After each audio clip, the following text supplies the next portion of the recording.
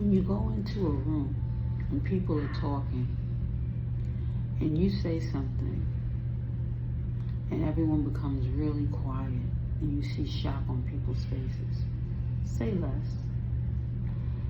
When you decide that you want to put someone's business out in the street and you don't even know what you're talking about, say less.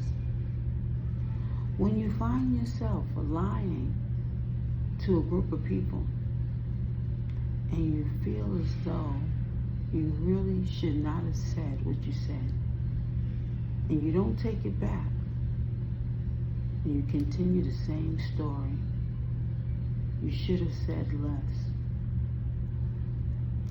A man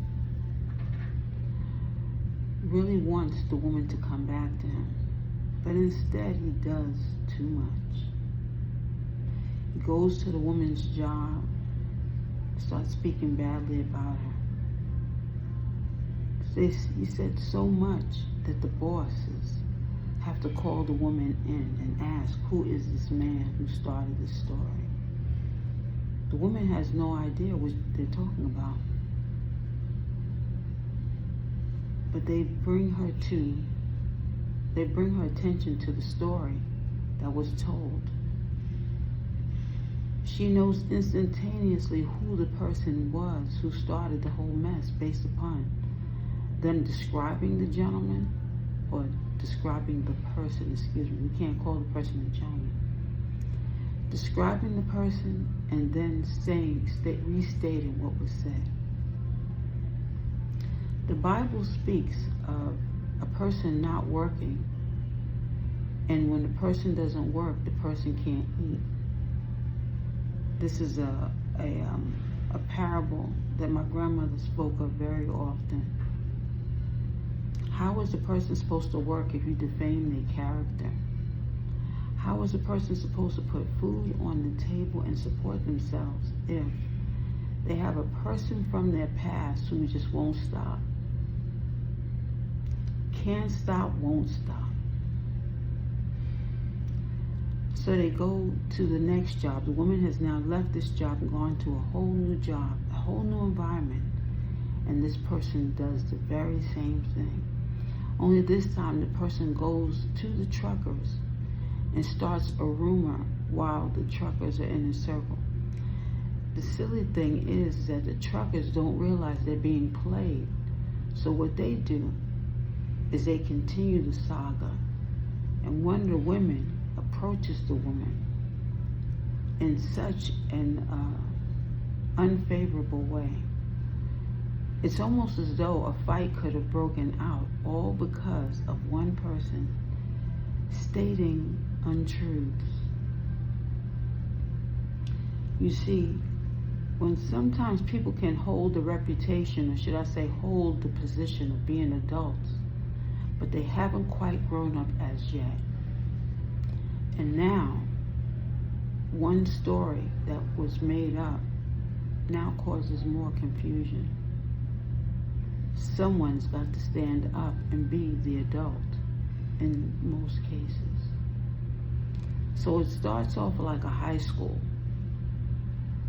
The bosses brought the woman in to speak to her and to clarify the story. But they also said, how was this person even able to get on this campus? If the person doesn't work here, how was the person here in the first place? If this person is a stalker, if this person was here and the person did not invite this person on the premises, now we have to post pictures or we have to post information so people are not so easily intrigued to come on the premises. Sometimes we have adults who play childish games and they don't realize that they have stepped in the wrong direction. When you are practicing self-love, you are not going to ruin it or try to cause confusion for another individual. What you're going to do is you're going to invest in yourself. A man gives a man a job, another man a job, and he says, look, If you can find me some new talent, I will give you a bonus. So the person says, I know exactly who. And they observe this young lady. And while observing, they realize that they want to be part of it. They want some of the responsibility and some of the credit.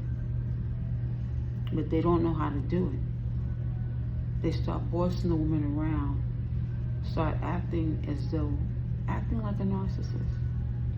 And the woman decides she wants no parts of this person. They went about it the wrong way. So what they do now is they go online and they watch the woman's Instagram, the woman's YouTube channel, and they start stealing ideas. They steal the ideas that the people think that this is the person who's coming up with the ideas. So he said, man, I had the talent with me the whole time and I didn't know. So they start paying this man money.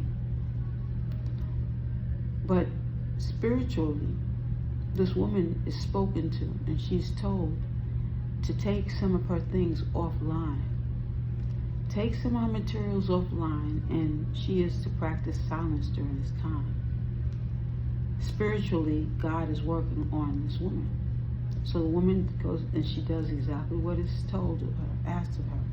She takes the material offline, she's quiet, and now the people are saying, well, where's your work? Where's your stuff? And the person is running out because they didn't have the materials to begin with. They only had what they were stealing. And when a woman takes her stuff offline, they can't get to it because it's been taken offline. So someone says the woman has a podcast. So now this person starts stealing material from the podcast. So the ideas are circulating again. So this person fakes it until they can't fake it anymore. Now the person comes back, the woman comes back online and she's presenting her materials. But she's presenting what looks like the same material. So they start going back and looking at her footage and they realize that she was the person who had the material the whole time. And this person was stealing, plagiarizing her work. So they decide they no longer want to work with this person because they realize this person has been lying. Don't let yourself get in your way by stealing someone else's materials. You have talent, great talent, but you don't use your talent. You use other people's work and you present it as your own, another form of a lie. A minister goes online and finds the same woman's work. He decides he's going to go before his church and present a sermon using her work. And he does not give credit to the woman at all. And some of the parishioners have heard the same message. They just can't put their finger on it just yet. They know they heard it somewhere before, but it has not come to the surface as of yet. This minister has only but so much time to come clean and state that he got these ideas from someone else before the whole explosion comes to the surface. When we make mistakes and we apologize, that makes it better. But if you continue to make the same mistake, you continue to tell the same lies, what happens in the end? We have to start becoming adults, walking in the right shoes, making sure that we are dotting those I's and crossing those T's, because at the end of the day, when the truth comes out,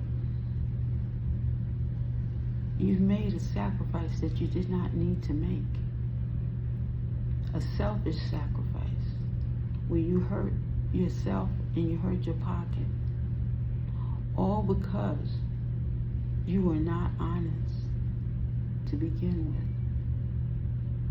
with. Let us begin to make better choices so that we don't have to sacrifice our livelihoods, or our family's fortune in the end.